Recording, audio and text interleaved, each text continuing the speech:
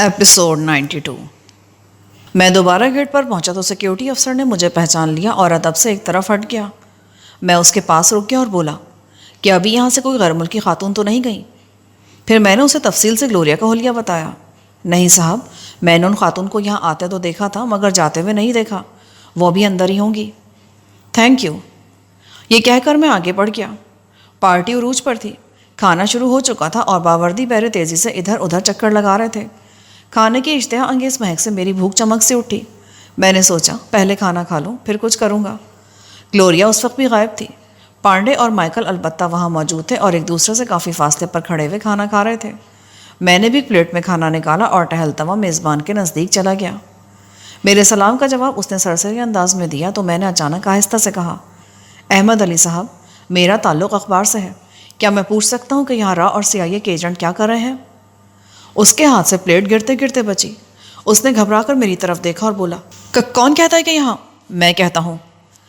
میں نے اس کی بات کاٹی اور جان بوجھ کر اپنا لہجہ جارحانہ بنایا، ورنہ وقتی دھچکے سے سنبھلنے کے بعد وہ میرے قابو میں نہیں آتا۔ میں کہتا ہوں کہ یہاں را اور CIA کے ایجنٹ موجود ہیں، وہ لوگ اب بھی یہاں موجود ہیں، کہیں تو ثبوت کے طور پر انہی کو پکڑ لاؤں؟ نہیں، احمد علی نے سخت لہجے میں کہا۔ وہ فوری دھچکے سے سنبھل چکا تھا۔ تو پھر مان لیجئے کہ وہ لوگ یہاں موجود ہیں۔ میں نے پہلے کی طرح جارحانہ انداز میں کہا، ہاں، تاکہ تم اپنے سیتھڑے کے ذریعے مجھ پر کیچڑ اچھالو، مجھے بلیک میل کرو۔ پہلی بات تو یہ کہ آپ جسے چیتھڑا کہہ رہے ہیں وہ ایک بڑا اور معروف انگلش اخبار ہے۔ دوسری بات ہے کہ اگر مجھے بلیک میل کرنا ہی ہوتا تو آپ کے پاس ہرگز نہ آتا۔ میرے کیمرے میں وہ تصویریں محفوظ ہیں جن میں آپ ان دونوں کے ساتھ کھڑے ہیں۔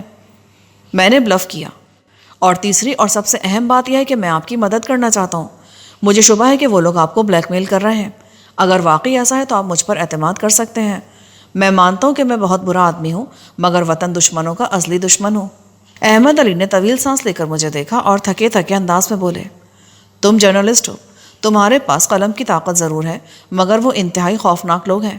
میں نہیں چاہتا کہ ملک ایک صحافی سے اور کوئی ماں اپنے بیٹے سے محروم ہو جائے۔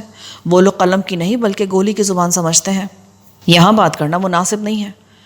میں نے آہستہ سے کہا، ونود پانڈے اسی طرف آ رہا ہے، آپ اندر چلے جائیں اور اپنے کسی ملازم کو ہدایت کر جائیں کہ وہ 10 منٹ بعد مجھے بھی وہیں پہنچا دے۔ میں آپ کے کام آنا چاہتا ہوں۔ تم مرنا ہی چاہتے ہو تو میں تمہیں روک نہیں سکتا۔ اس نے جواب دیا اور کچھ کہنے لگا تھا کہ ایک ملازم نے آ کر اطلاع دی کہ آپ کا فون ہے۔ پانڈے اس وقت تک ہمارے نزدیک پہنچ چکا تھا۔ احمد علی صاحب اندر کی طرف بڑھے تو وہ ٹہلتا ہوا میرے قریب آیا اور بولا، ہیلو مسٹر کامران، تم مجھے یہاں دیکھ کر حیران تو ہوئے ہوگے مگر افسوس کہ تم میرا کچھ نہیں بگاڑ سکتے۔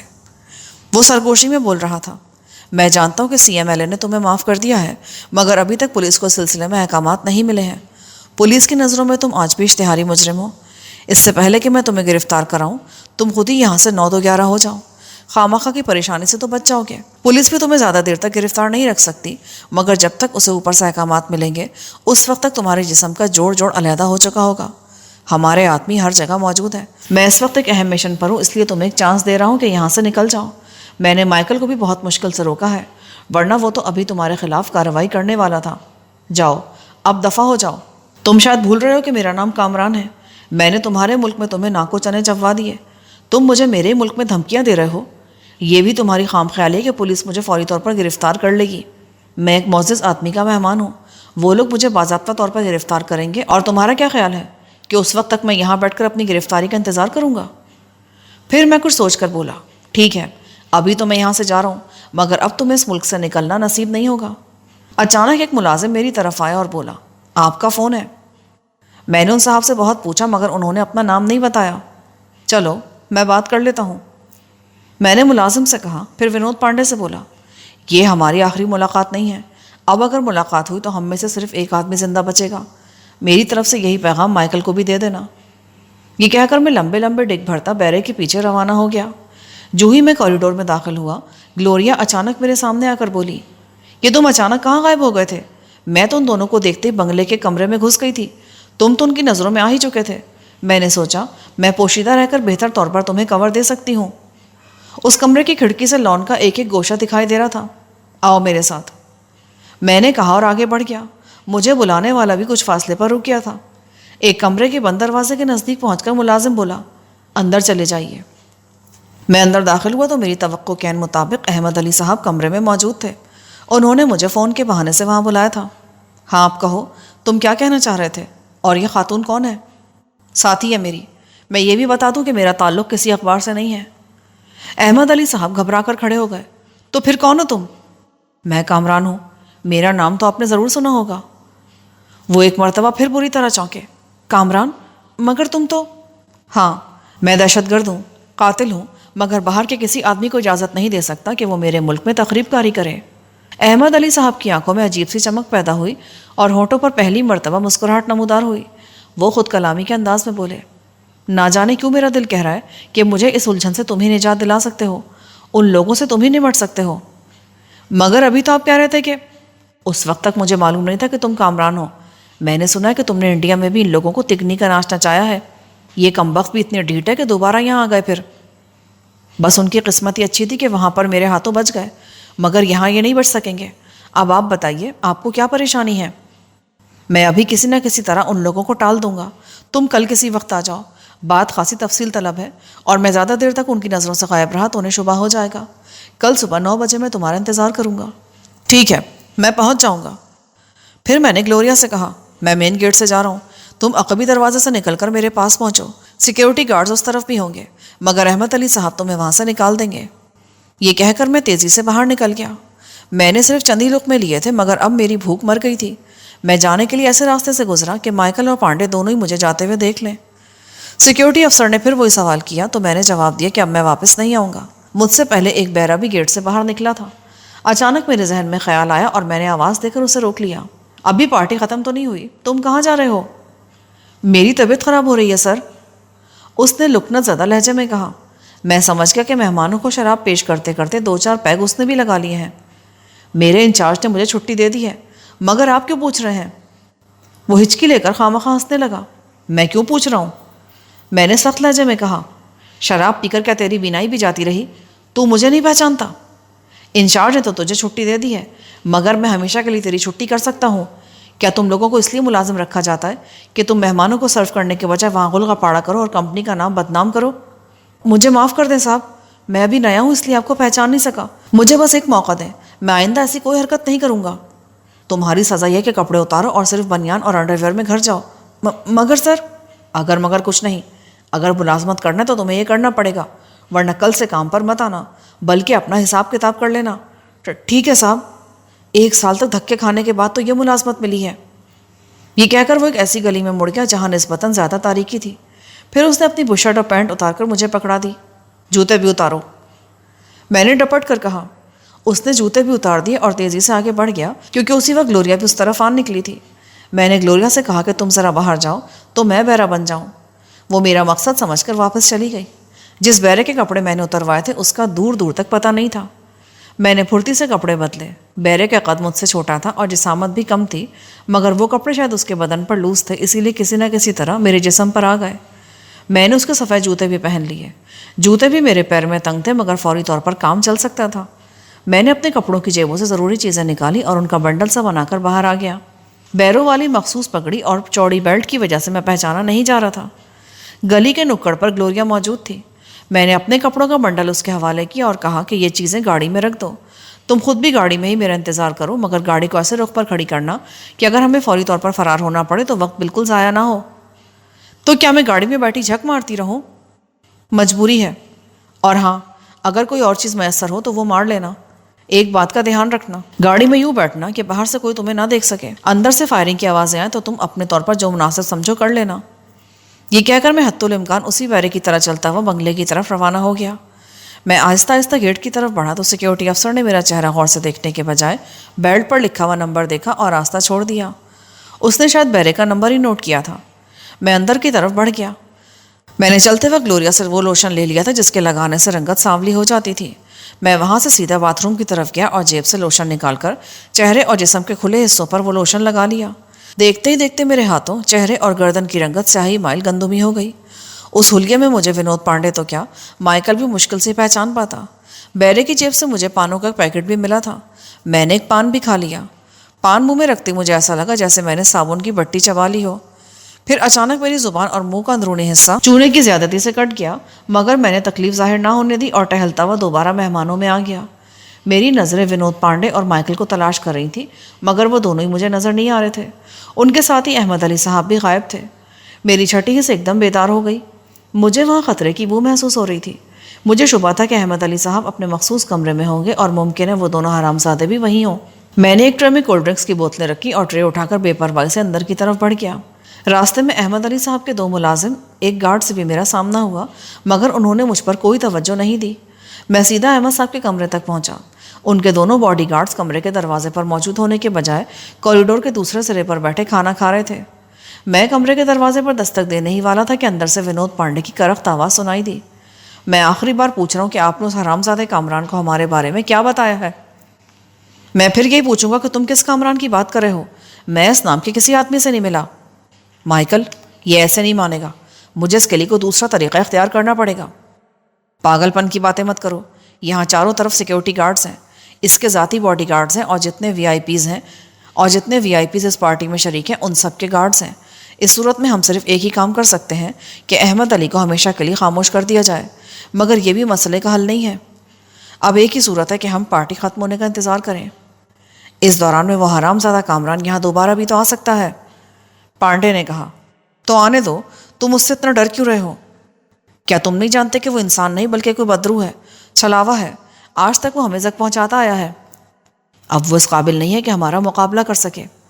مائیکل نے کہا، میں نے وہ بنگلہ ہی تباہ کر دیا جہاں اس نے ہیڈ کوارٹر بنایا تھا۔ اس کے زیادہ تر آدمی بنگلے کے اندر ہی ختم ہو گئے ہیں۔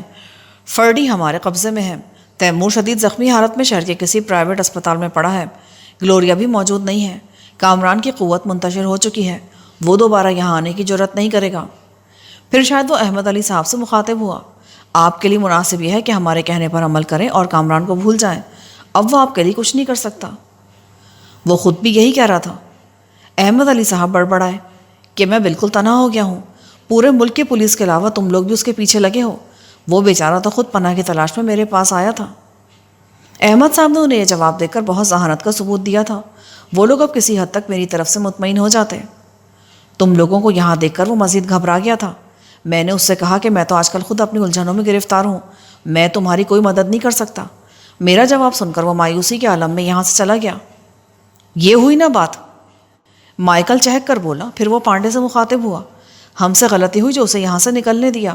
مایوس اور دل شکستہ شخص میں تو ویسے بھی مقابلے کا حوصلہ نہیں ہوتا۔ تو پھر آپ وہ کاغذات ہمارے حوالے کر رہے ہیں نا؟ پانڈے نے پوچھا۔ انکار کرنے سے پہلے اتنا سوچ لیجیے گا کہ آپ کی دونوں بیٹیاں ہمارے قبضے میں ہیں۔ یہ بات سن کر میں بری طرح چونک اٹھا۔ احمد صاحب مضطرب ہو کر بولے، بکواس کر رہے ہو تم لوگ، وہ دونوں تو مری کے ایک ہاسٹل میں ہیں۔ ہم یہ بات آپ کو بتانا نہیں چاہ رہے تھے، مگر کیا کریں، مجبوری ہے، ہم نے آج ہی ان دونوں کو اغوا کر لیا ہے۔ مائیکل نے کہا، اگر ایسا ہوتا تو کالج کی انتظامیہ اب تک مجھے اطلاع دے چکی ہوتی۔ وہ لوگ آپ کو اطلاع ضرور دیتے، مگر آپ کی بڑی بیٹی نوین نے خود ہی اپلیکیشن دے کر 1 ہفتے کی چھٹی لی ہے۔ اسے دراصل آپ کی شدید بیماری کا ٹیلی گرام موصول ہوا تھا۔ مگر آپ پریشان نہ ہوں، دونوں لڑکیاں بہت آرام سے مری ہی کے ایک کاٹیج میں ہیں۔ آپ نے ہمارا کام کر دیا تو انہیں اسی طرح آرام سے ہاسٹل واپس بھیج دیا جائے گا۔ تم لوگ انتہائی کمینے اور گھٹیا درجے کے بلیک میلر ہو۔ میں ان کا جملہ پورا ہونے سے پہلے چٹاخ کی زوردار آواز ابھری اور مائیکل غرا کر بولا، اپنی زبان کو لگام دو اور ہماری بات کا ہاں یا نہ میں جواب دو تاکہ ہم آئندہ کا پروگرام بنا سکیں۔ ویسے بھی خلیج کی ریاستوں میں آج کل خوبصورت لڑکیوں کے بہت اچھے دام مل جاتے ہیں۔ میری قوت برداشت اب جواب دے گئی تھی۔ میرے 2 خطرناک دشمن ایک ہی کمرے میں موجود تھے۔ میں نے سوچے سمجھے بغیر ٹرے بائیں ہاتھ میں سنبھالی اور دائیں ہاتھ سے دروازے پر ہلکی سی دستک دی۔ آ جاؤ، دروازہ کھلا ہے، احمد صاحب نے بلند آواز میں کہا۔ میں نے پیر سے دروازہ کھولا اور ٹرے لے کر اندر داخل ہو گیا۔ احمد صاحب اور مائیکل ایک ہی صوفے پر بیٹھے تھے۔ پانڈے ان کے بالکل سامنے کرسی پر بیٹھا تھا۔ میں نے پہلی نظر میں دیکھ لیا کہ ان دونوں کے ہاتھ میں کوئی ہتھیار نہیں ہے۔ ممکن ہے دستک کی آواز سن کر انہوں نے ریوالور جیبوں میں رکھ لیے ہوں۔ تم سے کولڈ ڈرنکس لانے کو کس نے کہا تھا؟ احمد صاحب جھلا کر بولے، آپ کے ایک ملازم نے بولا تھا صاحب کہ آپ کے کمرے میں 2 مہمان موجود ہیں، وہاں کولڈ ڈرنک پہنچا دوں۔ میں نے آواز بدل کر مؤدب لہجے میں کہا، ٹھیک ہے رکھ دو۔ مائیکل نے کہا، وہ بہت غور سے میرا جائزہ لے رہا تھا۔ میں ٹرے رکھنے کے لیے جھکا تو اس نے پھرتی سے ریوالور نکال لیا اور سلگتے ہوئے لہجے میں بولا، اسی پوزیشن میں رہو کامران، حرکت مت کرنا ورنہ تمہیں پچھتانے کا موقع بھی نہیں ملے گا۔ تم کیا سمجھ رہے تھے کہ بیروں والی وردی پہن کر اور چہرہ سیاہ کر کے تم مائیکل کو دھوکہ دے سکتے ہو؟ اگر میں اتنا ہی احمق اور الو کا پٹھا ہوتا تو آج اس مقام پر نہ ہوتا۔ میں نے بھی تمہیں وارننگ دی تھی کہ اب یہاں نظر مت آنا، پانڈے نے کہا، مگر شاید تم اسے مذاق سمجھے۔ چلو اچھا ہوا کہ تم خود ہی آ گئے، مائیکل تمہاری موت کا فیصلہ کر چکا ہے۔ میں نے جھکے جھکے برق رفتاری سے گھوم کر ٹرے مائیکل کے منہ پہ دے ماری۔ پانڈے نے فائر کرنے کی کوشش کی، مگر میں نے برق رفتاری سے گھوم کے اس کے بائیں جبڑے پر دائیں پاؤں کی ایڑی دے ماری۔ ضرب اتنی بھرپور تھی کہ ونود پانڈے اچھل کر بائیں طرف لڑک گیا۔ مجھے یقین تھا کہ اس کے 2-4 دانت ضرور ہل گئے ہوں گے۔ اس دوران میں مائیکل سنبھل چکا تھا اور مجھ پر حملہ کرنے کی تیاری کر رہا تھا۔ اس کا ریوالور تو گر گیا تھا، مگر اس نے کولڈ ڈرنک کی ایک بوتل توڑ کر اسے خوفناک ہتھیار میں تبدیل کر لیا تھا۔ اس نے اچانک پوری قوت سے بوتل کا نوکیلا اور دھاردار حصہ میرے پیٹ میں گھونپنا چاہا، مگر میں پھرتی سے ایک طرف ہٹ گیا۔ اگر ایک لمحے کی بھی تاخیر ہو جاتی تو اس بوتل سے میری آنتیں باہر آ جاتی۔ وہ میری شرٹ پھاڑتی ہوئی نکل گئی اور مائیکل اپنی ہی جھونک میں مجھ سے ٹکرا گیا۔ میں نے اس کا بوتل والا بازو بغل میں دبا لیا اور بائیں ہاتھ سے اس کے منہ پر اتنا زوردار پنچ رسید کیا کہ میرا ہاتھ جھنجھنا کے رہ گیا۔ اس بھرپور پنچ کا نتیجہ یہ نکلا کہ مائیکل کے ہاتھ پیر ڈھیلے پڑ گئے اور وہ شرابیوں کی طرح آگے پیچھے ڈولنے لگا۔ میں نے اس کے چہرے پر ایک اور پنچ رسید کر دیا، مگر یہ خیال رکھا کہ وہ ضرب اس کے لیے جان لیوا ثابت نہ ہو، کیونکہ ابھی مجھے اس سے احمد علی صاحب کی بیٹیوں کے بارے میں پوچھنا تھا۔ میرے سامنے دیوار پر ایک سینری آویزہ تھی۔ فریم کے شیشے میں دیکھا تو ایک سایہ سا لہرا گیا۔ میں لاشعوری طور پر نیچے بیٹھ گیا۔ کوئی اپنے ہی زور میں مجھ سے ٹکرایا اور قلعہ بازی کھا کے دروازے کے پاس جا گرا۔ وہ پانڈے تھا۔ اس نے مائیکل کے ہاتھ سے گری ہوئی بوتل سے مجھ پر حملہ کیا تھا۔ اگر میں عین وقت پر نہ بیٹھ جاتا تو وہ نوکیلی بوتل میری پشت سے میری گردن میں پیوست ہو جاتی۔ مائیکل اس دوران میں ڈھیر ہو چکا تھا۔ پانڈے برقی صورت سے اٹھ کھڑا ہوا اور مجھ پر حملہ کرنے کے بجائے اس نے کھلے دروازے سے باہر جست لگائی اور کوریڈور میں دوڑتا چلا گیا۔ میں نے پہلے اس کے پیچھے جانے کا ارادہ کیا، پھر یہ سوچ کر رک گیا کہ باہر سیکیورٹی والے موجود ہیں، وہ اس حالت میں پانڈے کو نکلنے نہیں دیں گے۔ میں نے دروازہ اندر سے لاک کیا اور جلدی جلدی مائیکل کی تلاشی لے ڈالی۔ اس کی جیب سے $4000 اور 3000 پاکستانی روپوں کے علاوہ بہت سے لوگوں کے وزٹنگ کارڈز برآمد ہوئے۔ انہی کاغذات میں ایک لفافہ بھی تھا جو کسی جانی کی طرف سے تھا۔ اس میں لکھا تھا کہ میں تمہاری امانت کو کاٹیج نمبر 14 میں شفٹ کر رہا ہوں، کیونکہ اس کاٹیج کے چوکیدار کو مجھ پر شبہ ہو گیا ہے۔ وہ خط پڑھ کر میں نے جیب میں رکھ لیا۔ اس کی جیب سے برآمد ہونے والے تمام وزٹنگ کارڈز اور نقد رقم بھی میں نے اپنے قبضے میں کر لی۔ پھر میں اسے گھسیٹ کر باتھ روم میں لے گیا اور کمرے کی اچھی طرح صفائی کر دی۔ ان دونوں کے ریوالورز پر بھی میں نے اپنا قبضہ کر لیا تھا۔ مجھے یقین تھا کہ ابھی سیکیورٹی والے ونود پانڈے کو پکڑ کر یہاں لے آئیں گے، مگر وہ لوگ اب تک نہیں پہنچے تھے، حالانکہ انہیں کافی دیر پہلے یہاں پہنچ جانا چاہیے تھا۔ تو کیا پانڈے انہیں جل دے کر نکل گیا تھا، یا سیکیورٹی میں بھی اس کے آدمی موجود تھے؟ میری تشویش بڑھتی جا رہی تھی۔ یہ بھی ممکن تھا کہ وہ کسی کمرے میں فوری طور پر چھپ گیا ہو اور سوچا ہو کہ پارٹی ختم ہونے کے بعد وہاں سے نکلنے کی کوشش کروں گا۔ آپ نارمل نظر آنے کی کوشش کریں اور مہمانوں میں جائیں۔ اب آپ بے فکر ہو جائیں، اس معاملے سے میں نمٹ لوں گا۔ پھر اچانک مجھے خیال آیا تو میں نے کہا، اگر ہو سکے تو کراچی سے باہر جانے والے تمام راستوں کی ناکہ بندی کرا دیں۔ عملی طور پر یہ ممکن نہیں ہے، احمد علی صاحب نے پھیکی مسکراہٹ کے ساتھ کہا۔ تم جانتے ہو کہ آج کل میری پارٹی اقتدار میں نہیں ہے۔ پولیس کے اعلیٰ افسران مجھ سے وعدہ تو کر لیں گے، مگر ایسا کریں گے نہیں۔ خیر، آپ مہمانوں کو رخصت تو کریں، مجھے کا کچھ سوچنا پڑے گا۔ ہاں، اپنے کسی اعتماد کے آدمی کو یہاں بھیج دیں۔ وہ رخصت ہو گئے تو میں نے اپنا جائزہ لیا۔ میری جسم پر بیروں والی یونیفارم تھی۔ اس کا بشرٹ بھی ایک پہلو سے بری طرح پھٹا ہوا تھا۔ بشرٹ کے اس حصے پر خون کے دھبے دیکھ کر میں چونک اٹھا۔ شاید مائیکل کے وار سے میں زخمی ہو گیا تھا۔ اسی وقت کمرے کے دروازے پر دستک ہوئی۔ میں نے محتاط انداز میں دروازہ کھولا تو احمد علی صاحب کا ایک ملازم اندر آ گیا اور بولا، مجھے صاحب نے بھیجا ہے، آپ نے بلایا تھا؟ ہاں، تم باہر جاؤ۔ گیٹ سے دائیں طرف ایک آف وائٹ ٹویوٹا کراؤن کھڑی ہوگی، اس میں ایک امریکن خاتون بیٹھی ہوگی۔ اس سے کہنا کامران صاحب نے کہا ہے کہ کام ہو گیا ہے، وہ اندر آ جائیں، انہیں یہیں لے کر آ جانا۔ ملازم نے ادب سے سر جھکایا اور باہر نکل گیا۔ میں نے ایک مرتبہ پھر کمرہ لاک کیا اور اپنا بشرٹ اور بنیان اتار دی۔ میری کمر اور پیٹ کے کچھ حصے پر خاصی گہری خراش تھی، اس میں سے اس وقت بھی خون رس رہا تھا۔ میں نے ڈریسنگ ٹیبل پر رکھی ہوئی سینڈ کی شیشی اٹھائی اور خون روکنے کے لیے زخم پر اسپرے کر دیا۔ چند لمحے تو مجھے شدید جلن کا احساس ہوا، پھر میں نے کپڑوں کی تلاش میں احمد علی صاحب کی وارڈروب کھول لی۔ وہ دبلے پتلے آدمی تھے، اس لیے ان کا کوئی بھی کپڑا میرے جسم پر فٹ نہ آتا۔ اچانک مجھے مائیکل کا خیال آیا۔ اس کے جسم پر بہترین سوٹ تھا اور اس کی جسامت بھی تقریباً میری ہی طرح تھی۔ میں نے باتھ روم میں جا کر اس کے کپڑے پہنے جو کسی حد تک میرے جسم پر فٹ آ گئے۔ اس کے جوتے تو حیرت انگیز طور پر میرے پیروں میں بالکل فٹ تھے۔ میں نے بال سنوار کر باتھ روم کے آئینے میں اپنا تنقیدی جائزہ لیا اور اتارے ہوئے لباس کی جیبوں سے تمام اشیاء اپنی جیبوں میں منتقل کر لیں۔ پھر میں نے مائیکل کا جائزہ لیا۔ اس کا سانس ہموار تھا، مگر مجھے اندازہ تھا کہ وہ کم از کم آدھے گھنٹے سے پہلے ہوش میں نہیں آئے گا۔ میں باتھ روم کا دروازہ بند کرتا ہوا باہر آ گیا۔ دروازے پر ایک مرتبہ پھر دستک ہوئی۔ احمد علی صاحب کا وہی ملازم دروازے پر موجود تھا، مگر وہ اکیلا تھا۔ صاحب، گڑبڑ ہو گئی، وہ خاتون وہاں موجود تو ہے مگر شاید بے ہوش ہیں یا پھر… کیا بکتے ہو؟ میں جھوٹ نہیں بول رہا صاحب، آپ خود چل کر دیکھ لیں۔ میں جھپٹ کر دروازے سے باہر نکلا تو تقریباً دوڑنے والے انداز میں گاڑی تک پہنچا۔ اس وقت تک تمام مہمان رخصت ہو چکے تھے، اس لیے سیکیورٹی والے بھی موجود نہیں تھے، بس احمد علی صاحب کے ذاتی گارڈز تھے۔